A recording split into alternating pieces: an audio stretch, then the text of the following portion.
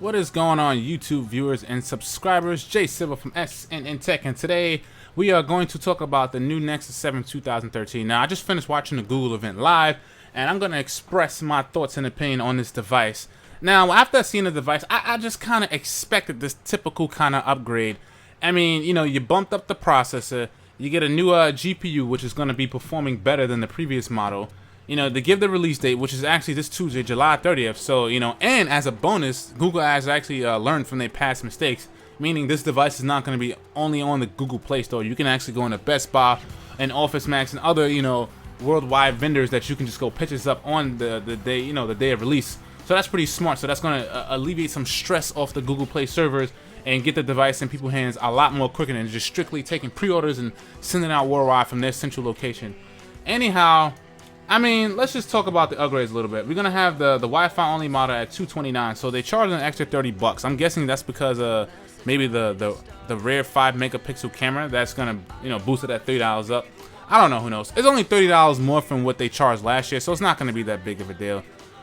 We have the 32 gig model for $269, and for $350 the 32 gig LTE version, which will work on T-Mobile, AT&T, and Verizon, all one version. I guess you won't have a T-Mobile version and a Verizon version and an AT&T, which is pretty convenient. Just pop in that LTE SIM card and you are good to go. Now let's go over a little bit more specs. In a similar fashion from the S3 to the S4, speaking Galaxy-wise, the Nexus 7 has achieved a thinner body and lighter weight in the same form factor. I believe the Nexus 7 is 1.8 millimeters thinner. It is narrower by 2.7 millimeters on each side of the bezel, and it is 50 grams lighter from the, you know, the 2012 variant. So that's always a bonus to me. You know, a big device doesn't work if it's bulky. If you're gonna get bigger in size, you got to get thinner in your measurements. So now we have a basically what I thought was gonna be a 1080p screen, but it's a 1920 by 1200 LCD display, IPS panel. I assume, you know what I'm saying? They didn't really specify which display they're using.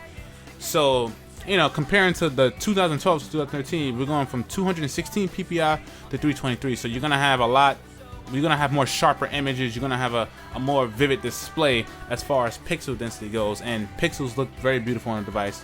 Now, Google has claimed you get 30% wider range of displayable colors. So that's pretty much translating that it's gonna look more gorgeous than the previous generation.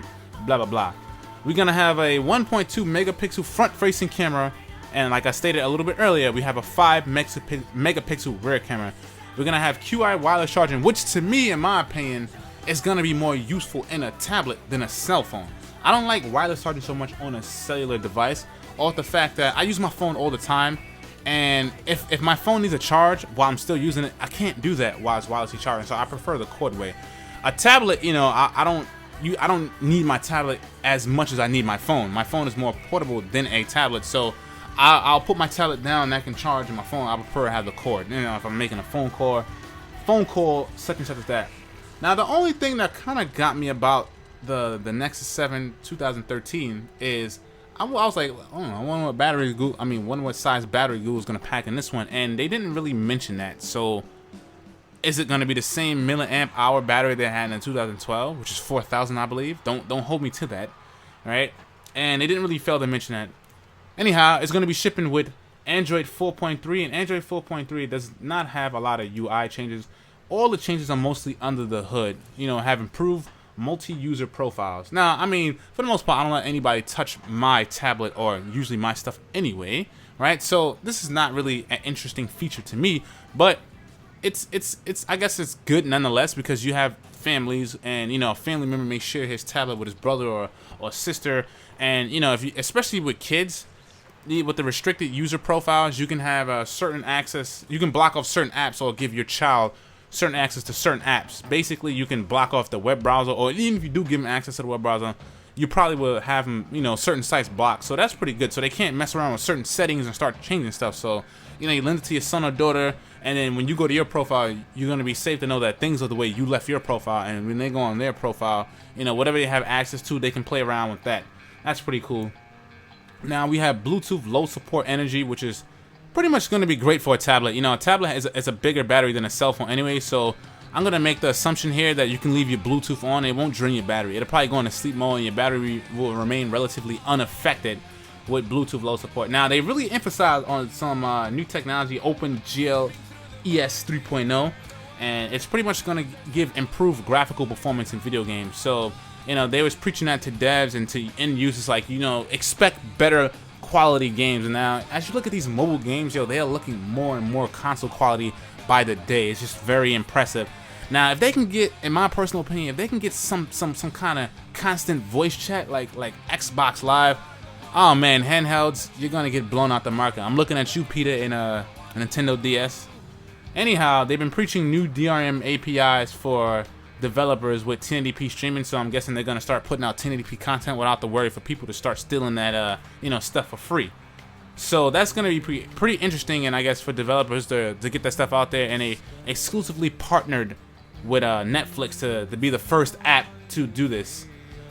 So my question to you guys is, right, the Nexus 2013, how excited about this device are you, right? If you own a Nexus 7 from 2012, is it really worth the upgrade? I mean, yes, you can always sell your Nexus 7 2012 for a decent price and cut most of the price down to pay for it. But right about now, if you have a Nexus 7, right, what they announced, the 16 gig, you know, Wi-Fi only model, and you have a 16 gig Wi-Fi only model for 2012, you're not gonna really sell it for much. Maybe $100 at best, maybe 120, cut down half the price, which is not bad at all, because now you're only gonna add $100 to your new Nexus 7. But at a you know, a spec, like spec for spec, you're probably not gonna see that big performance difference. Like, yeah, of course it's gonna get faster because it has newer upgraded specs. You have more RAM, you have a better processor, and you have a better GPU.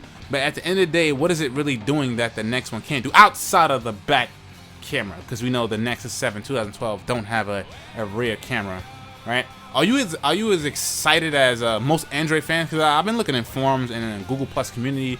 You know, some fans are going crazy, like, oh my god, I gotta get this Nexus 7, man. I mean, this Nexus 7, man.